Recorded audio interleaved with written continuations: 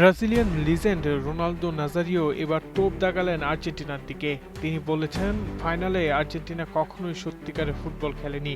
তারা মূলত প্রবল লড়াইয়ের মানসিকতা নিয়ে ম্যাচটি খেলেছে, কিন্তু নান্দনিক ফুটবল নয়।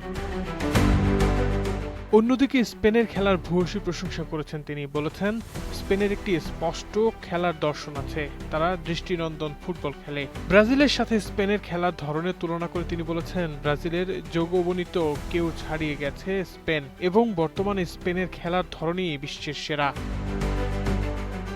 আর্জেন্টিনার দলগত ব্যর্থতার কথা উল্লেখ করে তিনি বলেন, পুরো টুর্নামেন্ট জুড়ে মেসিদের সবচেয়ে বড় শক্তি ছিল তীব্রতা, কিন্তু ফাইনালে তারা একই তীব্রতা দেখাতে পারেনি। একজন প্রতিভাবান খেলোয়াড় আপনাকে একটি ম্যাচ জিতে দিতে পারে, কিন্তু বিশ্বকাপ জিততে হলে একটি শক্তিশালী দল দরকার। রোনালদো নাজারিও দল ব্রাজিল রাউন্ড অফ 16-এ নরওয়ের কাছে 2-1 গোল হেরে বিশ্বকাপ থেকে বিদায় নিয়েছিল।